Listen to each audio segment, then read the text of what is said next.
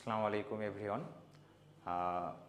এই ভিডিওটা হচ্ছে মেনলি এইচএসসি 25 ব্যাচকে টার্গেট করে বানানো। তোমাদের আগামী জুন মাসের 26 তারিখ থেকে এইচএসসি পরীক্ষা শুরু হবে। তো এখন হাতে খুব কম সময় আছে। এখন হচ্ছে যে তোমাদের দেখা যাচ্ছে অনেকেই খুব ভালো বেসিক নলেজ আছে, কিন্তু দেখা যায় যে প্রশ্ন প্র্যাকটিস করতে গিয়ে বা প্রশ্ন সলভ করতে গিয়ে আমরা হচ্ছে যে আটকে যাই। তো এটার জন্য হচ্ছে আমাদের বেশি বেশি প্র্যাকটিস করতে হবে, যাতে আমরা হচ্ছে যে প্রশ্ন দেখে আটকে না যাই। তো আমরা এই ক্লাসটিতে মূলত হচ্ছে যে সৃজনশীলগুলা সলভ করব। তো আজকে আমরা হচ্ছে পদার্থবিজ্ঞান দ্বিতীয় পত্রের অষ্টম অধ্যায়, যেটা আধুনিক পদার্থবিজ্ঞান, এই অধ্যায়ের সৃজনশীলগুলা দেখব। তো এই অধ্যায়টি হচ্ছে মূলত তোমাদের দুইটা অংশে বিভক্ত করা আছে। একটা হচ্ছে আপেক্ষিকতা, আর আরেকটা হচ্ছে যে ফটোতড়িৎ ক্রিয়া। তো দুইটাতেই হচ্ছে যে আইনস্টাইনের বিশাল ভূমিকা রয়েছে। এবং হচ্ছে যে আপেক্ষিকতা, এটা তো আমরা জানি যে এটা আইনস্টাইনের একটা তত্ত্ব। এবং ফটোতড়িৎ ক্রিয়া, এটা হচ্ছে যে এটার জন্য আইনস্টাইন কিন্তু নোবেল পুরস্কার পেয়েছিলেন। হ্যাঁ, তো এটা আমাদের বেলা হচ্ছে যে এই 23 সালে এই কোয়েশ্চেনটা আসছিল যে আইনস্টাইন হচ্ছে কিসের জন্য নোবেল পেয়েছিলেন। তো এটা হচ্ছে ফটোতড়িৎ ক্রিয়ার জন্য। তো ফটোতড়িৎ ক্রিয়ার যে শক্তি সমীকরণটা আছে, এটা আইনস্টাইনের দেওয়া। তো আমরা হচ্ছে শুরু করি তাহলে আজকের ক্লাস। তো প্রথমে আমাদের যে কোয়েশ্চেনটা আছে, উদ্দীপকটা যদি দেখি, এটা হচ্ছে আপেক্ষিকতা থেকে একটা কোয়েশ্চেন আসছে যে 370 আলোকবর্ষ দূরে অবস্থিত প্রাণীর বসবাস উপযোগী একটি গ্রহের সন্ধান পেয়ে নাসার বিজ্ঞানীরা 50 বছর বয়সী একটি কাছিমকে 0.7 সি হচ্ছে স্পিড অফ লাইট বেগে চলমান নভোযানে করে ওই গ্রহের উদ্দেশ্যে পাঠায়। কাছিমের ভর দেওয়া আছে 30 কেজি এবং কাছিমের গড় আয়ু দেওয়া আছে 450 বছর। এক আলোকবর্ষ সমান দেওয়া আছে 9.46 ইন্টু 10⁻15 মিটার। তাহলে প্রথমে হচ্ছে যে চলন্ত অবস্থায় কাছিমের শক্তি কত। চলন্ত অবস্থায় অর্থাৎ গতিশীল অবস্থায়, গতিশীল অবস্থায় কি ভরটা কি বৃদ্ধি পায়। তাহলে হচ্ছে যে আমরা যে শক্তির সমীকরণটা জানি, শক্তির সমীকরণটা কি, ই সমান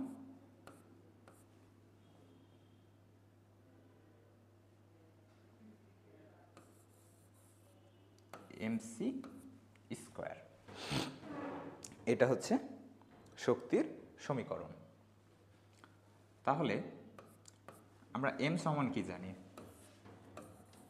এম সমান কি, M naught by root over 1 - v square by C square. এখানে ভিটা কত, ভিটা দেওয়া আছে 0.7 সি। আচ্ছা, তাহলে আমরা এম এর জায়গায় কি বসাতে পারি, m naught by root over 1 - v square by C square into C square. আচ্ছা, এম নটটা দেওয়া আছে কত, দেখো এম নটটা দেওয়া আছে কত, 30 কেজি।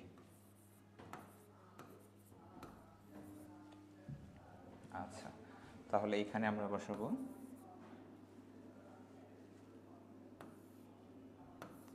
30 1 - এখানে আমরা হচ্ছে ভি এর মানটা বসিয়ে দিব 0.7 C square by C square, আর এইখানে আবার সি স্কোয়ার। তাহলে সি স্কোয়ার হচ্ছে কত, মানে সি কত, 3 ইন্টু 10⁸8, এটার উপর স্কোয়ার। এখন হচ্ছে এইখানে সি স্কোয়ার আর উপরে সি স্কোয়ার, এই দুইটা কাটা যাবে, মানে 0.7 এর উপর স্কোয়ার। ঠিক আছে, এখন আমরা এটা ক্যালকুলেশন করব, তাহলে অ্যান্সারটা বের হয়ে যাবে। তাহলে 30 by root over 0.51 into 9/60।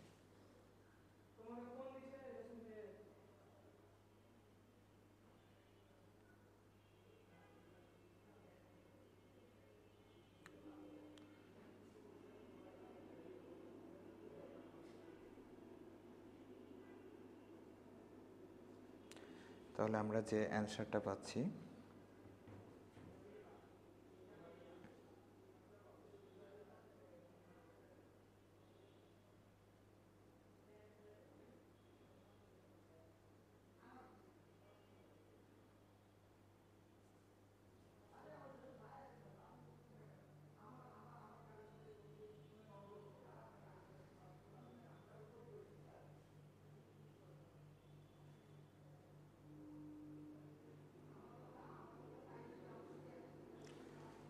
3.78 into 10⁻18 joule. তাহলে এটা হচ্ছে আমাদের কাছিমের চলন্ত অবস্থায় শক্তি। আচ্ছা, এর পরের কোয়েশ্চেনটা আমরা দেখব যে কাছিমটি জীবিত অবস্থায় ওই গ্রহে পৌঁছাতে সক্ষম হবে কি না। কাছিমটা জীবিত অবস্থায় ওইখানে যেতে পারবে কি না। আচ্ছা, কাছিমের হচ্ছে গড় আয়ু দেওয়া আছে 450 বছর। কাছিমটা হচ্ছে অলরেডি তার বয়স কত, 50 বছর, হাতের সময় আছে আর 400 বছর। 400 বছরের ভিতর পৌঁছাতে পারবে কিনা এটা আমাদের দেখতে হবে। এখন দেখো যে ওই গ্রহের দূরত্বটা কত। দূরত্বটা দেখো, আমরা আলোকবর্ষ কি, আলোকবর্ষ জানি না, এটা হচ্ছে দূরত্বের একক, এক আলোকবর্ষ সমান দেওয়া আছে। তাহলে আমরা এখান থেকে হচ্ছে যে বের করতে পারবো যে দেখো, আমরা যদি এখানে আবার ডাটাগুলা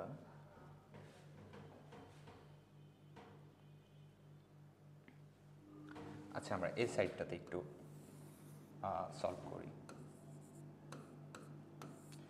আচ্ছা, 377 আলোকবর্ষ, এটা তো একটা দূরত্ব, ডিস্টেন্স। এই ডিস্টেন্সটা কত, 370 ইন্টু 9.46 ইন্টু 10⁻15 মিটার। আচ্ছা, তাহলে দূরত্বটা আগে আমরা বের করি, ওই গ্রহের দূরত্বটা কত। দূরত্বটা দেখছি 9.46/15, তাহলে 3.5 ইন্টু 10⁻18 মিটার, এই ডিস্টেন্স। এখন আমাদের বেগ দেওয়া আছে না, কাছিমের বেগ দেওয়া আছে 0.7 সি, দূরত্ব দেওয়া আছে, তাহলে আমরা কত টাইম লাগবে এটা তো বের করতে পারবো, তাই না। আমরা জানি এস ইকুয়াল কত, ভিটি, তাহলে T equal S by V. এসটা কত, 3.5 ইন্টু 10⁻18 মিটার, আর আমার ভিটা হচ্ছে 0.7 সি, মানে 0.7 into c, light speed of light 3 into 10⁸। তাহলে আমার টিটা হচ্ছে কত, আমরা হচ্ছে টিটা বের করব।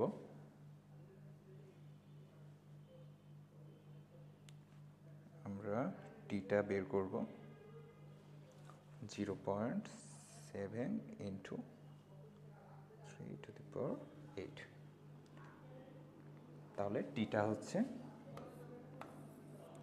18.004 ইন্টু 10⁹ সেকেন্ড। আচ্ছা, এটা সেকেন্ডে আছে, আমরা এটাকে সুবিধার জন্য বছরে নিয়ে চলে যাই। তাহলে সেকেন্ডকে হচ্ছে যদি তুমি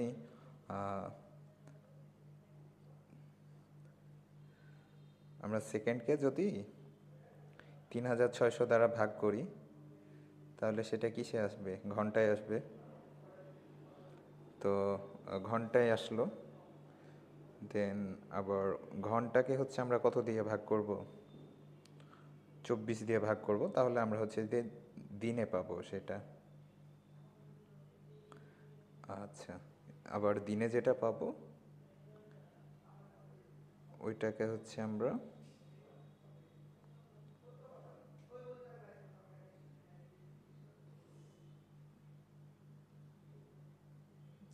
কে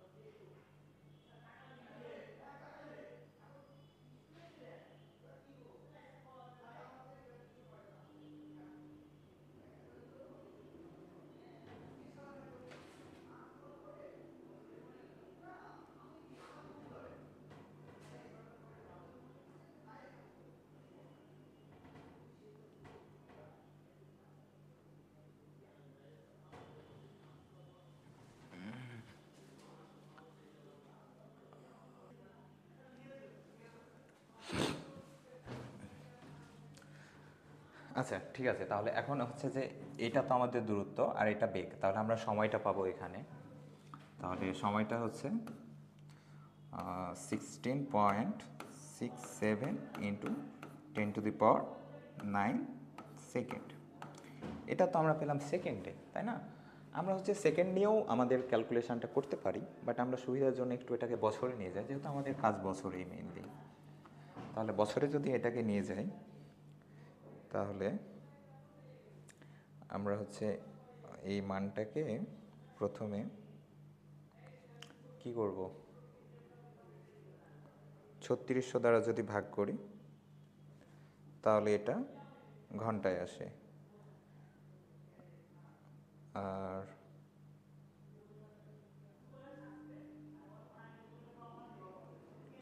ঘন্টায় আসে,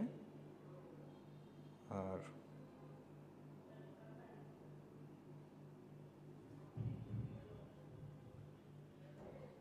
আচ্ছা আমরা একবারেই ভাগ করে দিই, 16.67 × 9 3600।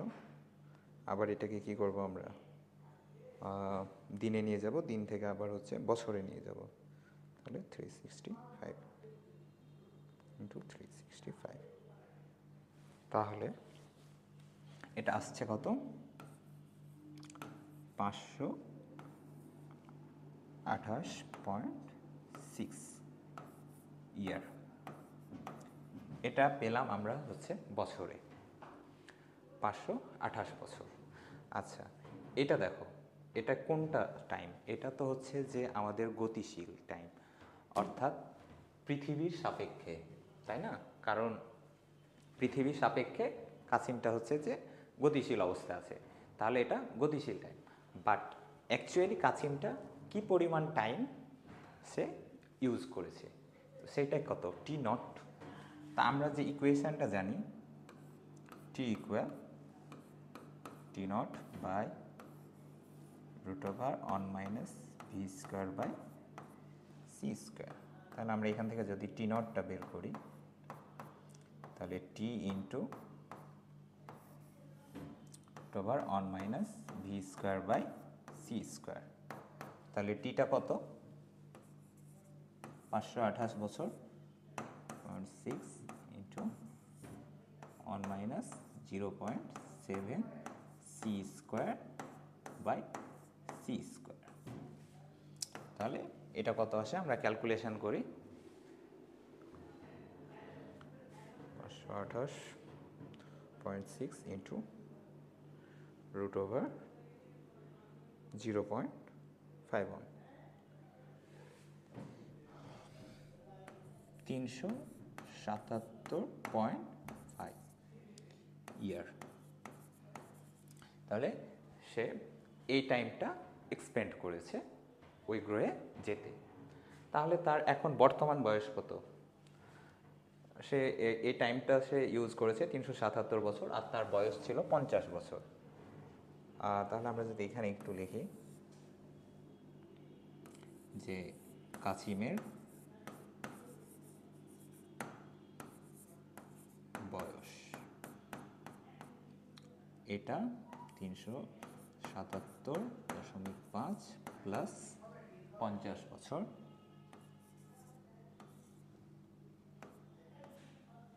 50 বছর, তাহলে 50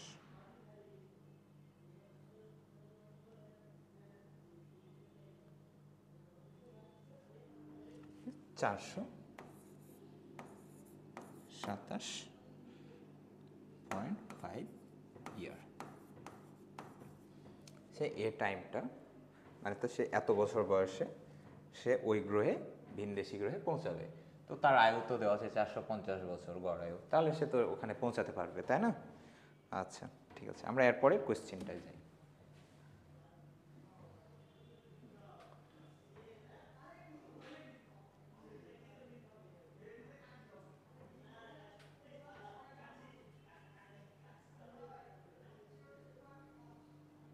আচ্ছা, করিম তার বন্ধু রহিমের সাথে আপেক্ষিক তত্ত্বের বিভিন্ন বিষয় নিয়ে আলোচনা করলো। করিম বলল, একজন মহাশূন্যচারী 30 বছর বয়সে 2.5 × 10⁸ মিটার পার সেকেন্ড বেগে একটি রকেটে চড়ে নতুন গ্রহের অনুসন্ধানে গেল। পৃথিবীতে রকেটের দৈর্ঘ্য ছিল 80 মিটার। পৃথিবী থেকে পরিমাপকৃত গতিশীল রকেটের দৈর্ঘ্য কত হবে? অর্থাৎ পৃথিবী থেকে আমি পরিমাপ করব, গতিশীল মাধ্যম তার মানে আপেক্ষিক, যে আপেক্ষিকতা অর্থাৎ কি দৈর্ঘ্য কি হয়, সংকুচিত হয়। আর পৃথিবী থেকে আমার ওই রকেটটাকে ছোট মনে হবে তুলনামূলক। আচ্ছা, আমরা সেই দৈর্ঘ্যটা দেখব। আমরা দৈর্ঘ্যের যে সূত্রটা জানি আপেক্ষিকতার ক্ষেত্রে, এল গতিশীল মাধ্যমের দৈর্ঘ্য equal L not into √1 - v²/c²। এটা হচ্ছে আমাদের সূত্র।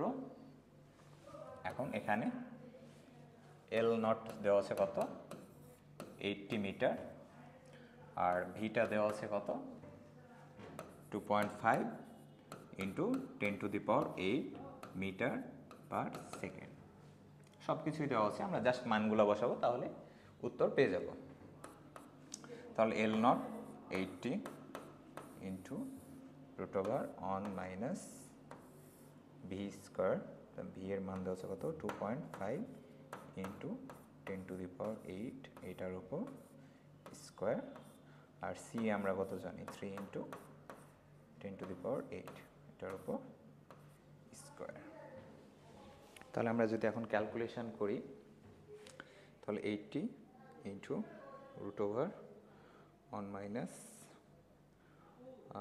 10⁸, দুইটা আউট করে 2.5 স্কোয়ার, আর নিচে 3 স্কোয়ার। তাহলে আমরা এটা দেখছি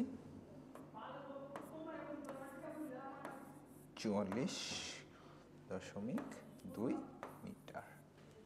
এটা হচ্ছে গতিশীল অবস্থা সেই রকেটের দৈর্ঘ্য। আচ্ছা, তারপরে দেখো পরের কোয়েশ্চেনটা, অনুসন্ধান শেষে উক্ত নভোচারী পৃথিবীর হিসাবে 50 বছর পর ফিরে আসলে আপেক্ষিক তত্ত্ব অনুসারে তার বয়স পৃথিবীর ক্যালেন্ডার অনুযায়ী একই হবে কি না? এই যে 50 বছরটা, এই 50 বছরটা পৃথিবী থেকে কাউন্ট করা হয়েছে গতিশীল মাধ্যমে। তার মানে এটা হচ্ছে আপেক্ষিক, বা যে আমরা তো জানি সময়ের কি হয়, সম্প্রসারণ ঘটে বা কাল দীর্ঘায়ন। তাহলে এটা হচ্ছে আমার টি, এটা হচ্ছে আমার টি। আমাকে টি নটটা বের করতে হবে। আচ্ছা, আমরা টি নটটা বের করি। তাহলে আমরা তো জানি কি, T equal T naught by √1 - v²/c²। তাহলে T naught equal T into √1 - v²/c² equal T এর মান দেওয়া হচ্ছে কত, 50 বছর, 50 × √1 - ভি কত, 2.5 × 10⁸ স্কোয়ার, স্পিড অফ লাইট 3 × 10⁸, এটার উপর আবার স্কোয়ার। তাহলে আমরা দেখি টি নটটা কত, -2.5। আমি হচ্ছে ক্যালকুলেটরটা আনতে ভুলে গিয়েছি, এই কারণে একটু ক্যালকুলেশন একটু বেশি টাইম লাগছে। তাহলে 27.63, এটা কত বছর। আচ্ছা, তাহলে দেখো যে মহাশূন্যচারীর বয়স ছিল কত, 30 বছর, আর সে টাইম অতিবাহিত করেছে 27 বছর। তাহলে তার প্রকৃত যে বয়সটা,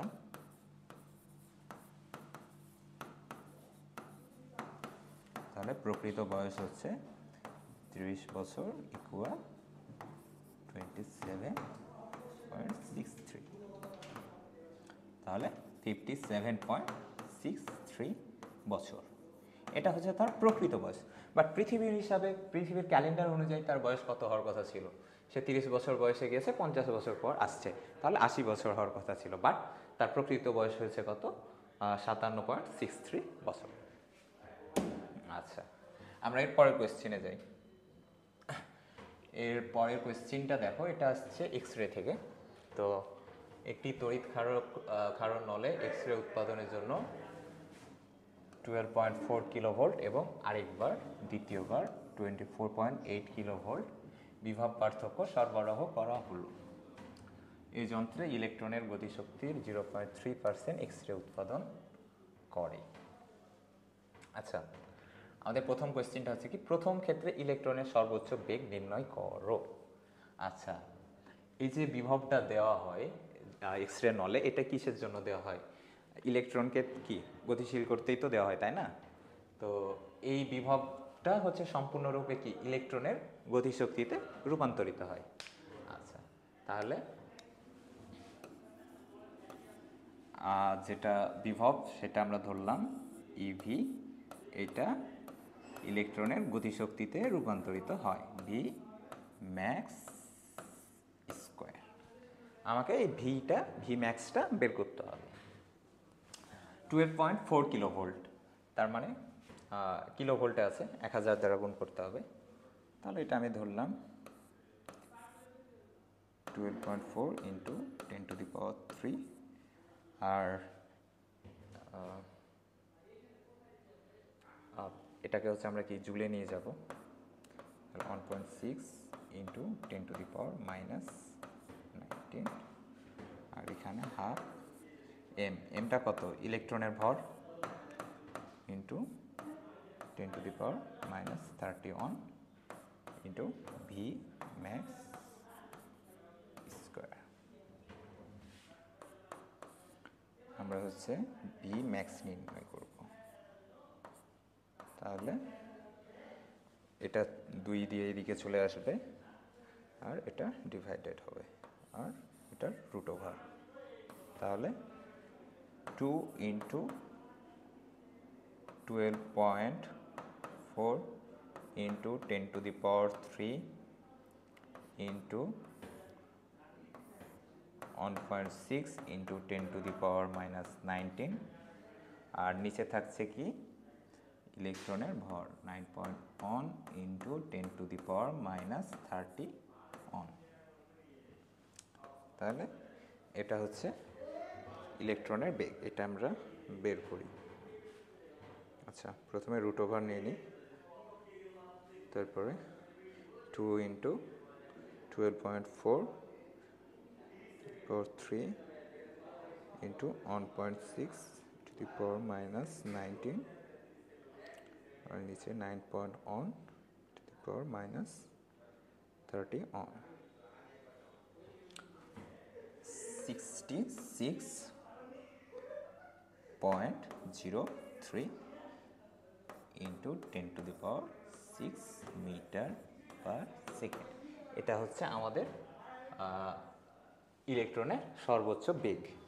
আচ্ছা, আমি হচ্ছে যে ক্যালকুলেটর ইউজ করছি না, তো ওই ফোনের অ্যাপসে করছি, এই কারণে একটু অ্যান্সারগুলো একটু ইয়াপি আসছে, প্রবলেম নেই।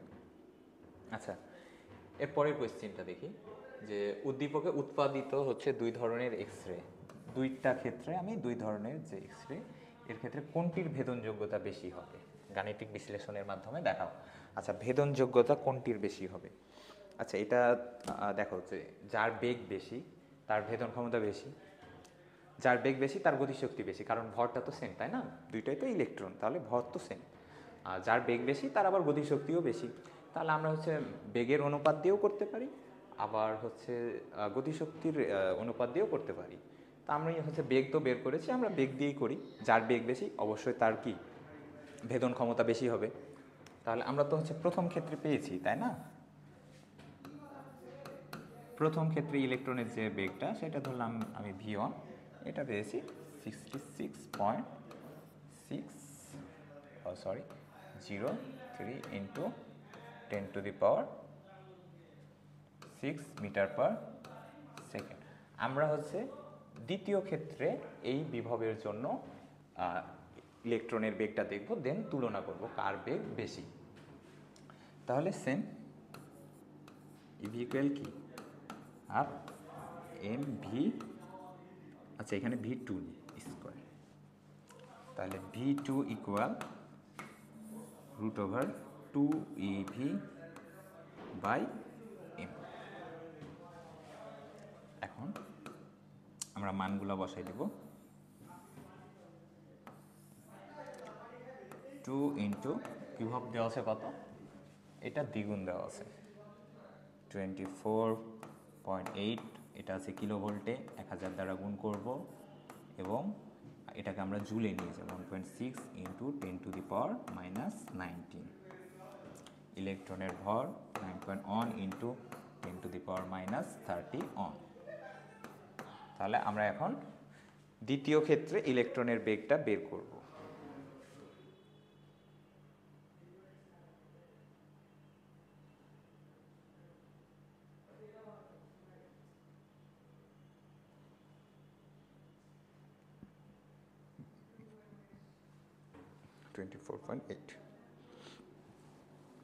আচ্ছা দেখো, এখানে আমার অ্যান্সারটা আসছে 93.4 ইন্টু 10⁶ মিটার পার সেকেন্ড। তাহলে আমরা দেখছি V2টা বেশি, V1-এর চাইতে V2 বেশি। তাহলে দ্বিতীয় ক্ষেত্রে ইলেকট্রনের ভেদনযোগ্যতাটা কি বেশি হবে? প্রথম ক্ষেত্রে ইলেকট্রনের বেগের চাইতে দ্বিতীয় ক্ষেত্রে বেগ বেশি, তাহলে যার বেগ বেশি তার ভেদন ক্ষমতা বেশি হবে, ভেদনযোগ্যতা বেশি হবে। আচ্ছা, এর পরের কোয়েশ্চেনে আমরা যাই। আচ্ছা দেখো, ভূপৃষ্ঠে একটি রকেটের দৈর্ঘ্য দেওয়া আছে 10 মিটার, ভর দেওয়া আছে 5000 কেজি। এটি ভূপৃষ্ঠের কোনো স্থির পর্যবেক্ষকের সাপেক্ষে 3 ইন্টু 10⁻7 আমার বেগ দেওয়া আছে, এই বেগে চলতে শুরু করবে। তাহলে এটা রকেটের দৈর্ঘ্য, এটা স্থির অবস্থা রকেটের দৈর্ঘ্য L0, এটা ভর M0, কারণ এটা ভূপৃষ্ঠে স্থির অবস্থায়। এখন দেখো ক বলছে কি, ক বলছে উদ্দীপকের আলোকে রকেটের চলমান দৈর্ঘ্য, গতিশীল অবস্থায় তার দৈর্ঘ্যটা কত হবে। গতিশীল অবস্থায় দৈর্ঘ্য কি, তার সংকুচিত হবে বা দৈর্ঘ্যটা হ্রাস পাবে। আমরা জানি কি L equal L0 into √1 - v² / c²। তাহলে L0 এর মান দেওয়া আছে কত, 10 ইন্টু √1 - v এর মান দেওয়া আছে কত, 3 ইন্টু 10⁻7, 3 ইন্টু 10⁻7 স্কোয়ার। লাইটের বেগ 3 ইন্টু 10⁸ স্কোয়ার। এটা জাস্ট ক্যালকুলেশন করলে আমরা উত্তরটা পেয়ে যাব। আচ্ছা, 10 ইন্টু √1 -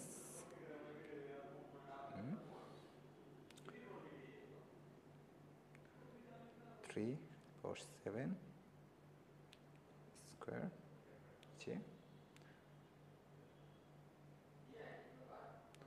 3/8 স্কোয়ার, তাহলে 9.95 মিটার। এটা হচ্ছে তার গতিশীল অবস্থার দৈর্ঘ্য। আচ্ছা, এবার আমরা দেখব ক্ষয়ে কি বলছে।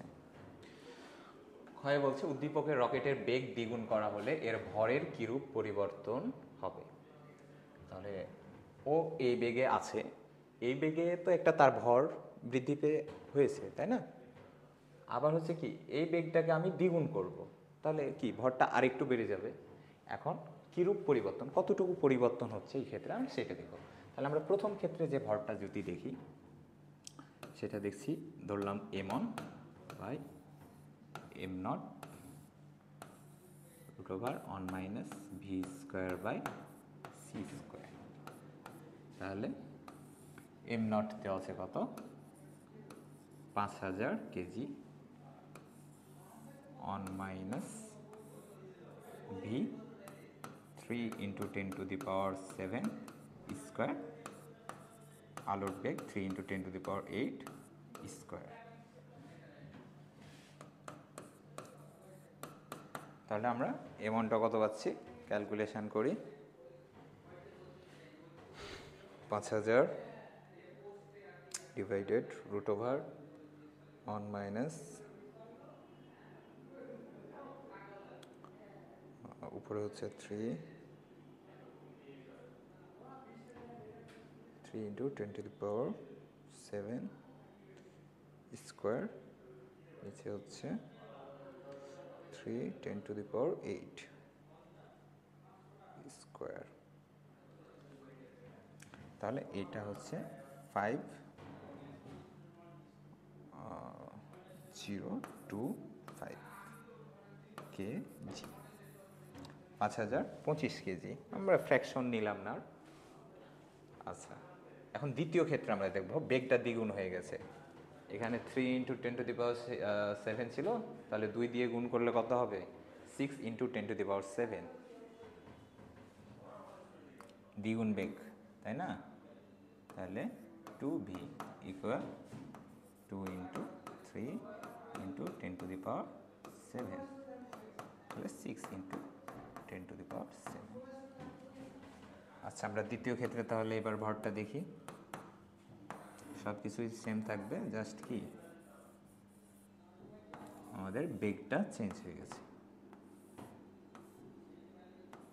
6 × 10⁷² 3 × 10⁸² অ্যান্সার কত আসে ক্যালকুলেশন করি আমরা।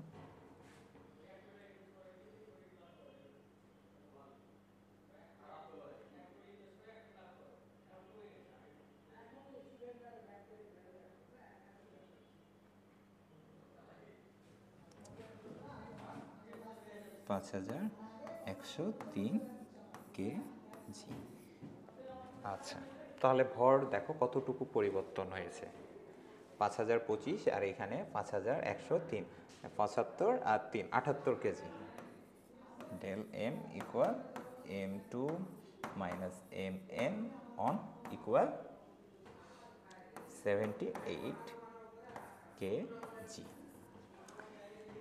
78 কেজি ভর পরিবর্তন হয়েছে দুইটি ক্ষেত্রে। তাহলে আমরা পরের কোয়েশ্চেনে যাই। আচ্ছা দেখো, পদার্থবিজ্ঞান পরীক্ষাগারে হাসান সাহেব 1 মিটার দৈর্ঘ্যের ধাতব বস্তুর ঘনত্ব নির্ণয় করলে 19.3 × 10⁻³ kg/m³। অন্যদিকে লাবণী বস্তুটির দৈর্ঘ্য বরাবর 0.9 সি বেগে গতিশীল কাঠামো হতে বস্তুটির ঘনত্ব নির্ণয় করলেন। আচ্ছা, এটা আমার দেওয়া আছে দৈর্ঘ্য L0, এটা আমার ঘনত্ব ρ0, এটা আমার বেগটা দেওয়া আছে। আচ্ছা, গতিশীল কাঠামোতে ধাতব বস্তুটির দৈর্ঘ্য নির্ণয় করো। এটা তো ভাইয়া তোমরা পারবা, খুবই easy. L equal L0 into কি √1 - v²/c²। সেম অঙ্ক, বারে বারে করতে ভালো লাগছে না। তাহলে 1 × 1 - 0. এখানে কি c² আর c² কাটা, তাহলে 0.9 স্কোয়ার।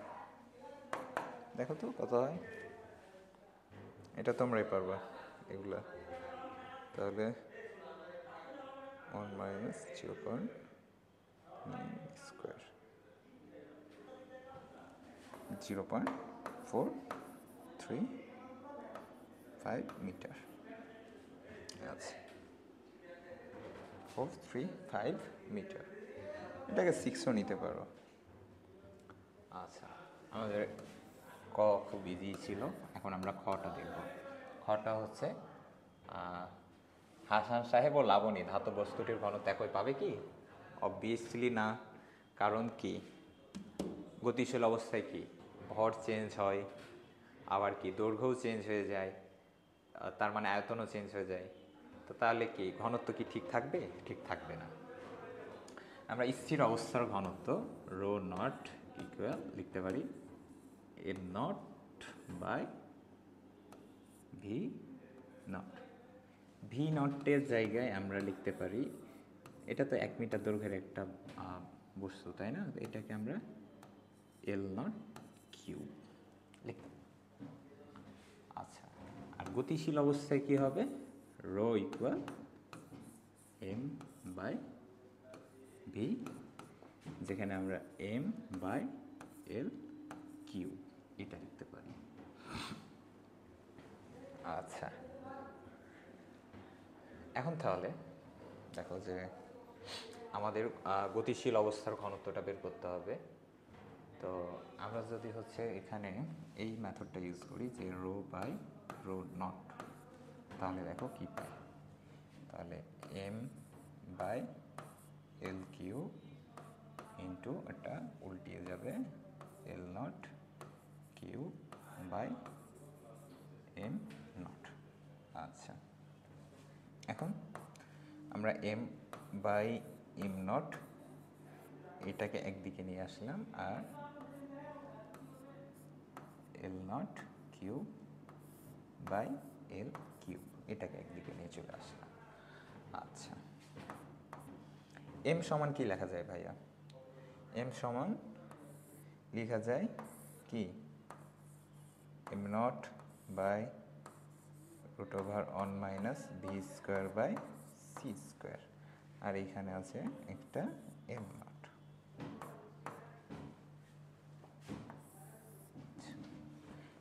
এল নট কিউব, আচ্ছা এল কিউব, এল কিউব কি, এল সমান আমরা কি জানি, L naught into root over one minus V square by C square, তার মানে এল কিউব হবে কি, এই পুরোটার উপর কিউব হয়ে যাবে, তাহলে এল নট কিউব ইন্টু, আচ্ছা এটাকে আমরা ব্র্যাকেটের ভিতর লিখে দিই, one minus V square by C square, এটার উপর আবার কিউব। আচ্ছা, তাহলে দেখো এখানে এম নট আর এম নট কাটা, তাহলে one by root over one minus V square by C square into L naught cube আর এল নট কিউব কাটা, one by root over one minus V square by C square, এটার উপর cube. আচ্ছা, এখন হচ্ছে যে আমরা পরের লাইনে যদি যাই, আচ্ছা তাহলে রো বাই রো নট, আচ্ছা rho by rho naught equal on, তাহলে দেখো যে এইখানে হচ্ছে একটা আর এইখানে তিনটা, মানে পাওয়ার কত টোটালি 4, তাহলে স্কোয়ারের উপর 4 পাওয়ার হয়ে গেলে কি হবে, এই স্কোয়ারটা উঠে যাবে এবং ব্র্যাকেটের উপর স্কোয়ার হবে, তাই না? তাহলে on minus V square by C square square, এটা কীভাবে আসছে, এখানে আমরা দেখলাম যে এইখানে 3 আর এখানে কত আছে, 1 আছে, মানে 4 আছে, 4-এর ভিতর হচ্ছে যে 2-এর জন্য কি হয়ে যায় আমাদের ব্র্যাকেট, সরি রুটটা উঠে যায়, আর 2 কি এইখানে। আচ্ছা, তাহলে আমরা তো হচ্ছে গতিশীল অবস্থার যে ঘনত্ব এটা বের করব, তাহলে rho naught by one minus V square by C square square, rho নটের মান কত, 19.3 into 10 to the power 3, 19.3 into 10 to the power 3 one minus V এর মান কত, 0.9 সি স্কোয়ার, নিচে সি স্কোয়ার, আবার এখানে আরেকটা স্কোয়ার, তাহলে এটা আমরা সি স্কোয়ার কাটা। আচ্ছা, এটা আমরা হচ্ছে ক্যালকুলেশন করে নিই, 19.3 into 10 to the power 3 by one bracket নিই one minus 0.9 square bracket close আবার স্কোয়ার, তাহলে আমরা এটা পাচ্ছি 534.6 ইন্টু 10 টু দি পাওয়ার 3, একক কত হবে, কেজি পার মিটার কিউব। তাহলে আমার ঘনত্বটাও বেড়ে গেছে, বৃদ্ধি পেয়েছে, এটা স্বাভাবিক, আমার ভর বাড়ছে আবার দৈর্ঘ্যটা কি ছোট হচ্ছে, তাহলে ঘনত্ব তো অবশ্যই বাড়বে। আচ্ছা দেখো পরের কোয়েশ্চিনে 2টা ইলেকট্রন, একটা দেওয়া আছে 0.866 সি, এটা 2টি ইলেকট্রনের ভিতর প্রথম ইলেকট্রনের বেগ, আর এটা দ্বিতীয় ইলেকট্রনের বেগ, গতিশীল ইলেকট্রনের নিশ্চল ভর, স্থির অবস্থার ভর দেওয়া আছে। প্রথম ইলেকট্রনের গতিশীল ভর নির্ণয় করো। সেম কোশ্চেন, বারে বারেই সেম কোশ্চেন। এম সমান m naught root over 1 minus V square by C square. M naught কত? 9.1 into 10 to the power minus 31 1 minus V এর মানটা কত প্রথমবারের জন্য 0.866 c square by C square. আচ্ছা, ম্যাথ আসলে ঘুরে ফিরে ওগুলাই আসে বারে বারে, আমাদের প্র্যাকটিসটা করতে হবে সুন্দর মতো, যেন হচ্ছে আমরা দেখলেই ধরে ফেলতে পারি এই ম্যাথটা কোন প্রসেসে আমরা করব। আমাদের সূত্রগুলো হচ্ছে সব ঠোঁটস্থ থাকতে হবে, ঠোঁটের সামনে থাকতে হবে, সূত্র ভুল করা যাবে না। হ্যাঁ,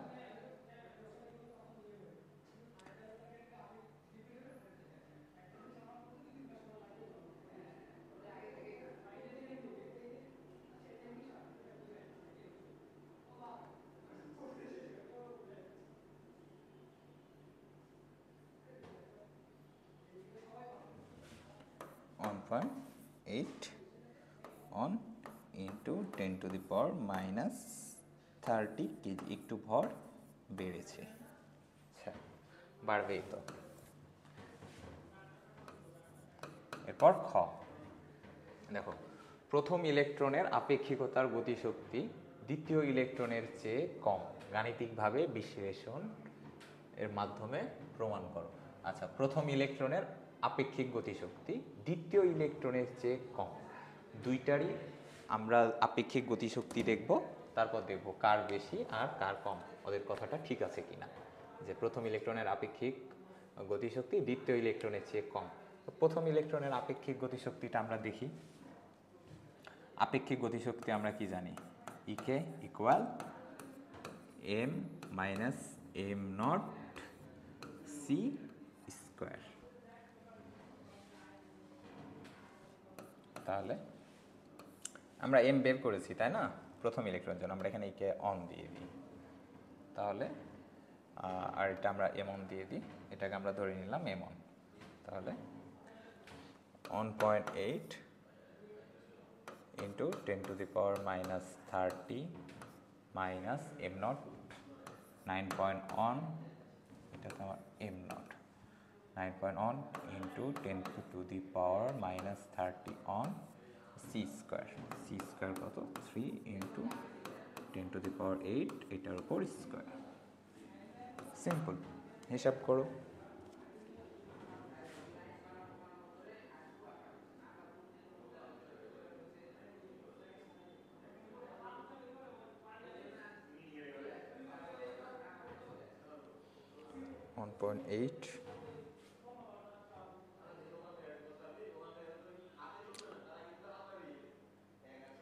One point eight minus 30 minus 9.1 minus 31 bracket close into 16।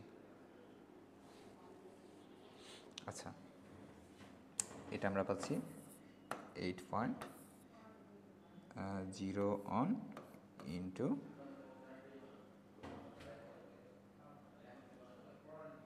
10 to the power minus 16 joule. এটা আমরা পেলাম প্রথম ইলেকট্রনের গতিশক্তি। এখন হচ্ছে আমরা দ্বিতীয় ইলেকট্রনের গতিশক্তিটা বের করব। আচ্ছা আচ্ছা, দ্বিতীয় ইলেকট্রনের গতিশক্তি বের করব আমরা হচ্ছে যে এইখানেই করে নিই, একবারেই করে নিই হিসাবটা, আমরা আলাদা করে আর ভরটা বের করব না। ইকে টু, আচ্ছা ইকে টু এর জন্য m two minus M naught, দ্বিতীয় ইলেকট্রনের গতিশীল ভর ইন্টু সি স্কোয়ার। আচ্ছা, দ্বিতীয় ইলেকট্রনের গতিশীল ভর কত হবে? M naught by root over 1 minus V square by C square minus M naught into C square. তাহলে ইকে টু ইকুয়াল এম নটের মান 9.1 into 10⁻³ one over one minus বেগ দেওয়া আছে কত 0.99 সি 0.99 সি তার উপর square by C square minus M naught 9.1 into 10⁻³ one into C square. আচ্ছা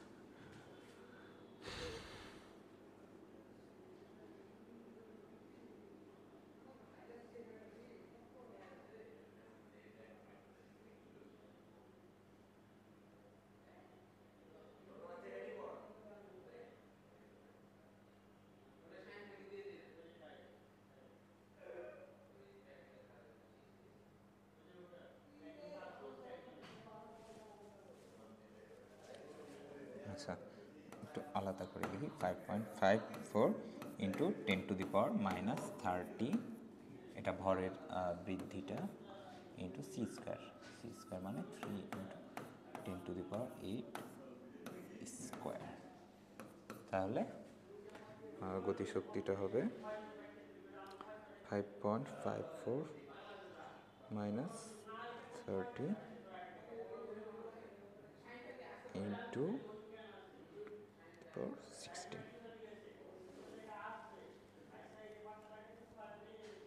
আচ্ছা এখানে 4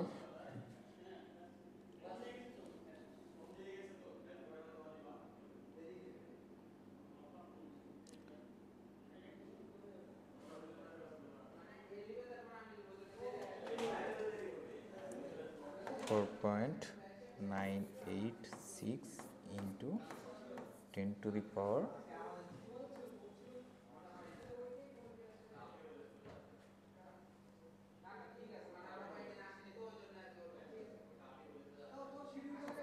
মাইনাস 13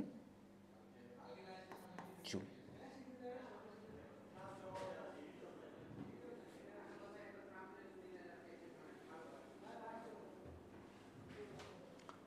আচ্ছা তাহলে প্রথম ইলেকট্রনের আপেক্ষিকতার গতিশক্তি দ্বিতীয় ইলেকট্রনের চেয়ে কম। হ্যাঁ, দ্বিতীয় ইলেকট্রনের আমরা যে গতিশক্তিটা পেয়েছি এটা প্রথম ইলেকট্রনের গতিশক্তি অপেক্ষা বেশি। আচ্ছা এখানে মেনলি এই ক্যালকুলেশনটা একটু আমরা চেক করি, এখানে সম্ভবত একটু ভুল হতে পারে। 1.8 to the power minus 30 minus 9.1 to the power minus 31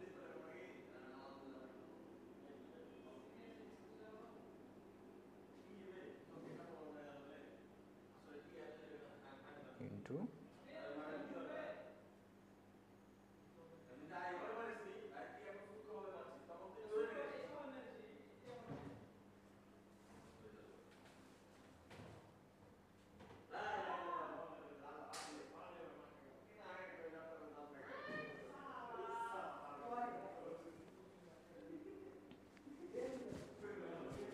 আচ্ছা এখানে হবে 14।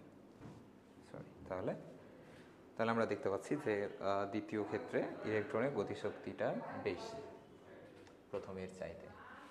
তাহলে এই যুক্তিটা ঠিক আছে। এবার পরের কোয়েশ্চেন। আচ্ছা এটা দেখো, এটা ফটোতড়িৎ ক্রিয়ার একটা কোয়েশ্চেন, সৃজনশীল। যে আলম সিজিয়াম ধাতুর পাতে 4 × 10⁷ তরঙ্গ দৈর্ঘ্যের, এটা আমার ল্যামডা দেওয়া আছে, আলো আপতিত করে ফটোতড়িৎ ক্রিয়ার পরীক্ষণ পরিচালনা করছে। সে নির্বৃত্তি বিভবের মান পেল 2 ভোল্ট। এটা হচ্ছে আমার নির্বৃত্তি বিভব ইবি। পরবর্তীতে সে 6.8 × 10⁻⁷ মিটার তরঙ্গ দৈর্ঘ্যের লাল আলো ব্যবহার করে ইলেকট্রনের ভর, আচ্ছা করে ইলেকট্রনের ভর, এটা তো আমরা জানি। ফটো ইলেকট্রনের সর্বোচ্চ গতিবেগ নির্ণয় করো। আচ্ছা গতিবেগ, আচ্ছা দেখো আমরা হচ্ছে কি জানি যে ফটো ইলেকট্রনের ক্ষেত্রে আপতিত ফোটনের শক্তি এটা হচ্ছে ধাতুর কার্য অপেক্ষক এবং ইলেকট্রনের গতিশক্তি। এই দুইটাতে ভাগ হয়, এটা ফোটনের মোট শক্তি। ধাতু থেকে হচ্ছে যে ইলেকট্রনকে মুক্ত করতে ডাব্লিউ নট, আর ওই ইলেকট্রনকে আবার গতিশীল করতে এই গতিশক্তির। আচ্ছা, তো নির্বৃত্তি বিভবটা কি? নির্বৃত্তি বিভব আমরা জানি যে ফটোতড়িৎ ক্রিয়া চলার সময় অ্যানোডে যে আমরা যদি যে বিভবটা দিব এবং ওইটার কারণে যদি আমাদের ফটো ইলেকট্রন ইফেক্টটা বন্ধ হয়ে যায়। আচ্ছা, ফটো ইলেকট্রিক ইফেক্টটা এটা বন্ধ হবে কখন? আচ্ছা, ইলেকট্রনের যে গতিশক্তি আছে এটার একটা পটেনশিয়াল আছে, সাপোজ এটা 5 ভোল্ট। এখন আমি যদি নির্বৃত্তি বিভব অ্যানোডেও 5 ভোল্ট দিয়ে দিই, তখন কি ইলেকট্রন কি আর পাস করবে? ইলেকট্রন কিন্তু আর চলাচল করবে না, তখন কিন্তু আমার সার্কিটটা বন্ধ হয়ে যাবে। তাহলে আমরা জানি যে মানে নির্বৃত্তি বিভবের মানটা হচ্ছে কি ইলেকট্রনের গতিশক্তির সমান। তাহলে আমরা হচ্ছে যে এখানে নির্বৃত্তি বিভব দেওয়া আছে 2 ভোল্ট। আচ্ছা, এটা আমরা ধরলাম ইভি নির্বৃত্তি বিভব। এটা কিসের সমান? ইলেকট্রনের গতিশক্তির সমান। এবং গতিবেগটা কত? এটা সর্বোচ্চ বেগ, ভি ম্যাক্স স্কোয়ার। তাহলে ভি ম্যাক্স সমান কি হবে? √2EV/m। তাহলে √2 ইন্টু, আচ্ছা ভি দেওয়া আছে 2, এটাকে আমরা জুলে নিয়ে যাই 1.6 ইন্টু 10⁻⁻19। আচ্ছা, এম দেওয়া আছে 9.1 ইন্টু 10⁻⁻31। তাহলে অ্যান্সারটা কত? আমরা ক্যালকুলেশন করে ফেলি।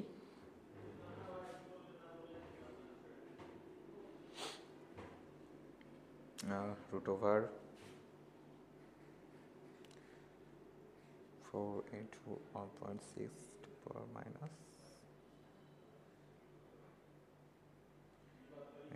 -19 and it's also 9.1 -31। আচ্ছা, এটা হচ্ছে 8.38 ইন্টু 10⁵ মিটার/সেকেন্ড। এটা হচ্ছে ইলেকট্রনের বেগ। আচ্ছা, তারপরে দেখো খ কি বলছে। আচ্ছা, খ বলছে লাল আলো ব্যবহার করলে ফটোতড়িৎ প্রবাহ ঘটবে কিনা ব্যাখ্যা করো। আচ্ছা, ফটোতড়িৎ ক্রিয়া ঘটবে কিনা ব্যাখ্যা করো। এটা তো লাল আলো ব্যবহার ক্ষেত্রে। আমরা প্রথমের কন্ডিশনটা দেখি। প্রথমে দেখো এই তরঙ্গ দৈর্ঘ্যের আলোটা হচ্ছে মানে এটা হচ্ছে কি ফোটনের যে তরঙ্গ দৈর্ঘ্য এটা। তাহলে ফোটনের শক্তি দেওয়া আছে, আর নির্বৃত্ত বিভব মানে কি হচ্ছে যে গতিশক্তিটাও দেওয়া আছে। তাহলে সিজিয়াম যে ধাতুর কার্য অপেক্ষ, এটা তো আমরা হচ্ছে এখানে দেওয়া নাই, এটা আগে বের করব। তাহলে আমরা জানি কি E equal W0 plus EK। W0 equal E minus EK। EK এর জায়গায় আমরা EV লিখতে পারি। আমরা জানি গতিশক্তি আর নির্বৃত্তি বিভব সেম। তাহলে ইটা কত? এটা ফোটনের শক্তি, ফোটনের শক্তি। তাহলে hc/λ, আর এখানে 2 ইলেকট্রন ভোল্ট। এখন h তো তোমরা জানো 6.626 ইন্টু 10⁻⁻34, c3 ইন্টু 10⁸, ল্যামডা দেওয়া আছে কত? 4 ইন্টু 10⁷ মাইনাস 2 ইলেকট্রন ভোল্ট, মানে 2 ইন্টু 1.6 টু 10⁻⁻19। আমরা W0 বা অর্ক ফাংশনের মানটা বের করি। অর্ক ফাংশনটা হচ্ছে কত?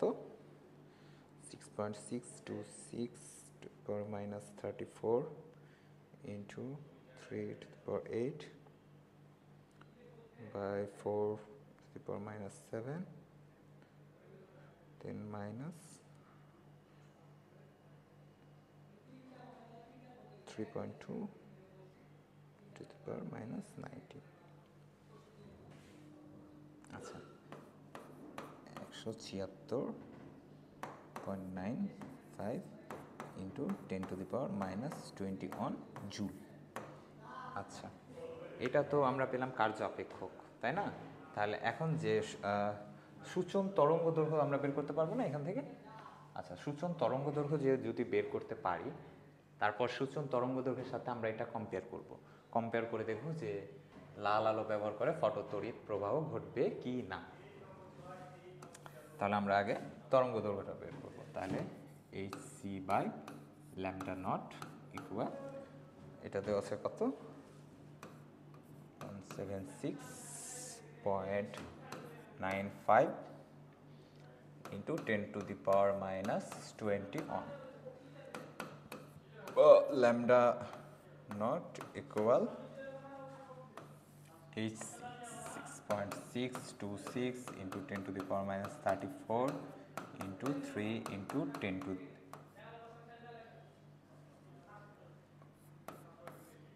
3 into 10 to the power 8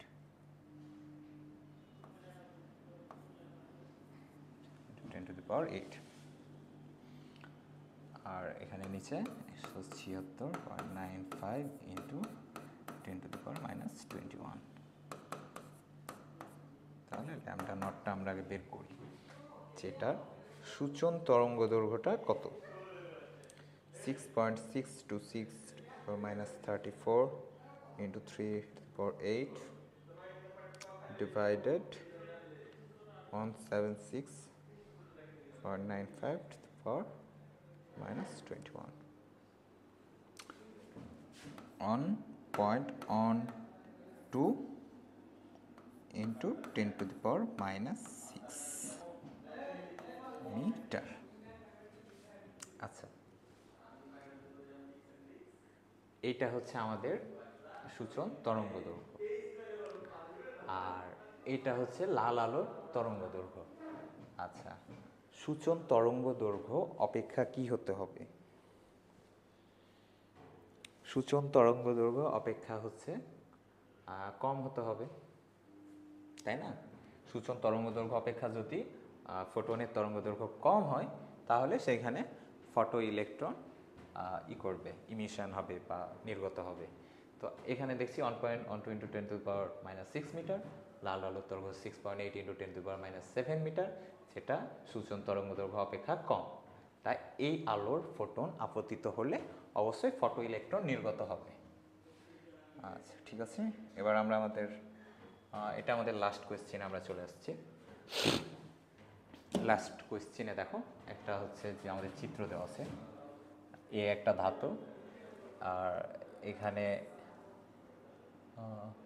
মানগুলো দেওয়া আছে কি, হ্যাঁ দেওয়া আছে, বি আরেকটা ধাতু, এইখানে 5500 অ্যাংস্ট্রম তরঙ্গ দৈর্ঘ্যের আলোক রশ্মি আপতিত হয়। আচ্ছা, আর দুইটারই কার্য অপেক্ষক দেওয়া আছে, 2.1 ইলেকট্রন ভোল্ট, আরেকটা হচ্ছে 2 ইলেকট্রন ভোল্ট, কার্য অপেক্ষক দেওয়া আছে। আচ্ছা, বি ধাতব পাতের সূচন কম্পাঙ্ক কত? সূচন কম্পাঙ্ক বি ধাতব পাত, WB ইকুয়াল H, কম্পাঙ্ক বলেছে, তার মানে H মিউ বি। তাহলে আমার হচ্ছে এই মিউটা বের করা লাগবে, বি ইকুয়াল, আর WB দেওয়া আছে কত, 2 ইলেকট্রন ভোল্ট, তাহলে 2 into 1.6 into 10 to the power -19, আর এইচ কি 6.626 ইন্টু 10 টু দি পাওয়ার -34, কম্পাঙ্কটা কত আসে,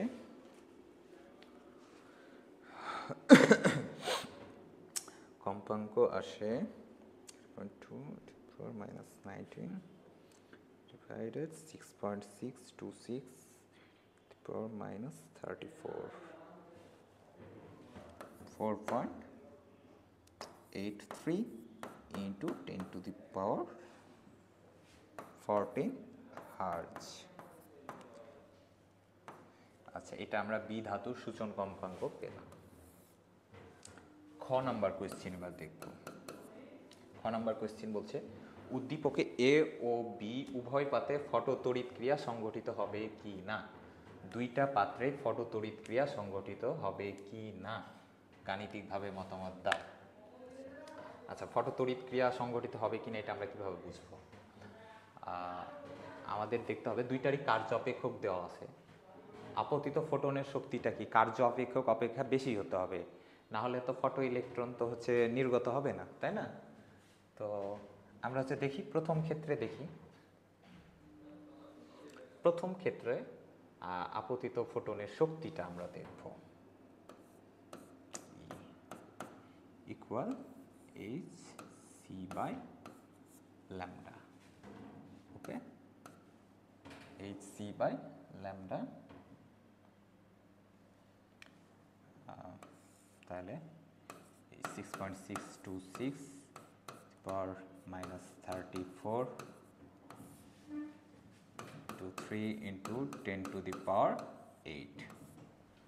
আচ্ছা, ল্যামডার মান দেওয়া আছে কত? প্রথম ধাতুর ক্ষেত্রে 6800 Armstrong into 10 to the power minus 10।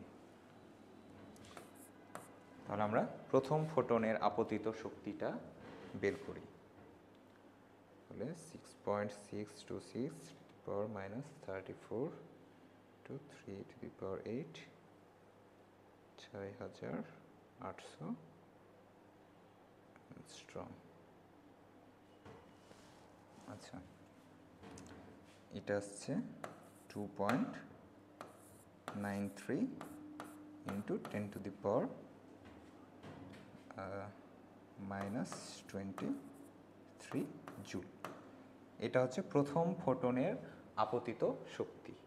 আচ্ছা, এটাকে যদি আমরা হচ্ছে যে প্রথম ফোটনের কার্য অপেক্ষক যেটা দেখো, এটা দেওয়া আছে 2.1 ইলেকট্রন ভোল্ট। আমরা এখন এই দুইটার কম্পেয়ার করব। যদি আপতিত ফোটনের শক্তি কার্য অপেক্ষক অপেক্ষা বেশি হয়, তাহলে তো এখানে ফটো ইলেকট্রন নির্গত হবে। আচ্ছা, এটাকে আমরা যদি ভোল্টে নিয়ে চলে যাই, তাহলে এটাকে কি করতে হবে? 1.6 into 10 to the power minus 19 এটা দ্বারা ভাগ করতে হবে।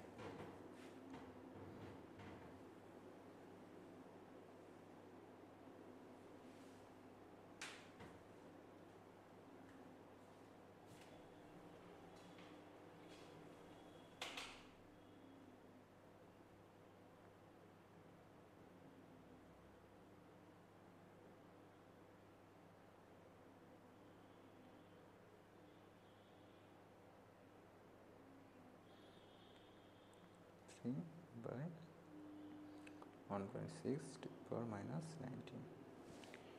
আচ্ছা,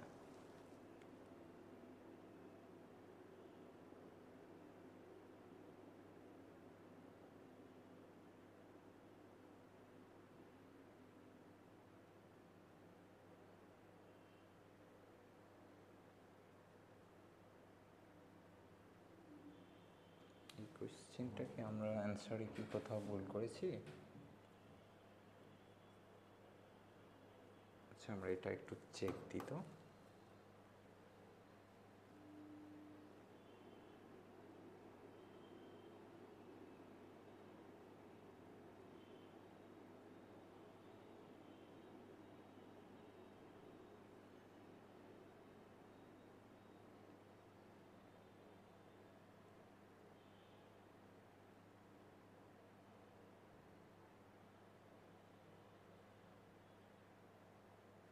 আচ্ছা, সরি, এখানে একটু ভুল হয়েছে। একটু 10 to the power minus 19 joule হবে। আচ্ছা, তাহলে এবার আচ্ছা, এটাকে আমরা হচ্ছে যে করব, ইলেকট্রন ভোল্টে নিয়ে যাই, তারপর দেখি কম্পেয়ার করে 2.93 19 বাই 1.6 পাওয়ার মাইনাস 19, এটা হচ্ছে 1.83 ইলেকট্রন ভোল্ট। আচ্ছা, প্রথম ফোটনের আপতিত শক্তি 1.83 ইলেকট্রন ভোল্ট, কার্য অপেক্ষক কত? 2.1 ইলেকট্রন ভোল্ট। কার্য অপেক্ষকের চাইতেই কম, তাহলে ফটো ইলেকট্রন তো সে নির্গত করতে পারবে না, তাই না? যদি জিরো ভেলোসিটিরও একটা ইলেকট্রন নির্গত করতে হয়, তাহলেও তাকে এই সেম পরিমাণ শক্তি নিয়ে তাকে আপতিত হতে হবে। তাহলে এটা তো গেল প্রথম ফোটনের জন্য, এটা প্রথম ক্ষেত্রে। আচ্ছা, এবার আমরা দ্বিতীয় ক্ষেত্রে দেখি। দ্বিতীয় ক্ষেত্রে কি হয়? দ্বিতীয় ক্ষেত্রে ফটনের শক্তিটা কত? সেম, একইভাবে আমরা বলবো ল্যামডা। তাহলে এই 6.626 পাওয়ার -34, সি হচ্ছে 3 ইন্টু 10⁸, ল্যামডা দেওয়া হচ্ছে কত? 5500 অ্যাংস্ট্রম, মানে 10⁻⁻10। তাহলে আমরা শক্তিটা বের করি। 6.626 ⁻34 into 3⁸ by 5500, 5500 -10, 3.6 on into 10⁻⁻19 joule. এটাকে আমরা ইলেকট্রন ভোল্টে নিয়ে যাবো। 1.6 ইন্টু 10⁻⁻19 দিয়ে ভাগ করব, ইলেকট্রন ভোল্টে নিয়ে যাব।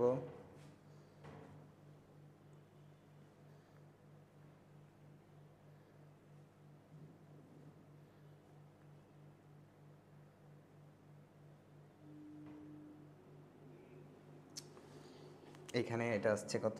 2.25 ইলেকট্রন ভোল্ট। আচ্ছা, দ্বিতীয় ফোটনের আপতিত শক্তি হচ্ছে 2.25 ইলেকট্রন ভোল্ট, যেটা দ্বিতীয় ফোটনে দ্বিতীয় বি ধাতুর হচ্ছে কার্য অপেক্ষকের চাইতে বেশি। তাহলে যেহেতু কার্য অপেক্ষকের চাইতে ফোটনের আপতিত শক্তি বেশি, তাহলে কার্য অপেক্ষকের সমান শক্তি দিয়ে সে কী করবে? ইলেকট্রনকে ধাতু থেকে বের করবে এবং বাকি শক্তি দিয়ে সে ইলেকট্রনকে গতিশীল করবে। তো এইখানে আমরা হচ্ছে কয়টা? 8টা সৃজনশীল দেখলাম। এখানে 8টা সৃজনশীলে হচ্ছে আমাদের মোটামুটি সবগুলা টাইপ এখানে কমপ্লিট হয়ে গেছে। এগুলার বাইরে আসলে সৃজনশীল আর আসে না। এগুলা চেঞ্জ হবে, তোমার হচ্ছে এগুলা চেঞ্জ করে দেখা যাচ্ছে যে আরেকটা সৃজনশীল আসবে নতুন, যেহেতু সৃজনশীল মানে কি নতুন কিছু থাকবে, বাট টাইপগুলো সেম। এগুলার বাইরে আসলে আর বের কোনো সমাধান নাই যে এগুলা কি। এখান থেকে দেখা যাচ্ছে যে আমাদের মেন ইকুয়েশনটা কি ছিল, যে E equal W0 plus EK। এটার বাইরে কি গেছো এখানে এই ম্যাথে? বাইরে কিন্তু যাইনি আমরা। আবার আপেক্ষিকতার ক্ষেত্রেও সেম, ওই যে 3-4টা সূত্র, দৈর্ঘ্য সংকোচন, ভর বৃদ্ধি, সময় বৃদ্ধি, এই 3টা কন্ডিশন, আর হচ্ছে যে ভর শক্তির যে সমীকরণ, ওইখানেই ছিলাম আমরা, এর বাইরে যাইনি। তো এই অধ্যায় থেকে হচ্ছে এরকমই ম্যাথ আসে। তো তোমরা আরও যে তোমাদের টেস্ট পেপার আছে, সাপ্লিমেন্ট আছে, ওখানে যত সৃজনশীল আছে সবগুলো প্র্যাকটিস করো। প্র্যাকটিস করলেই পারবা ইনশাল্লাহ। Best of luck.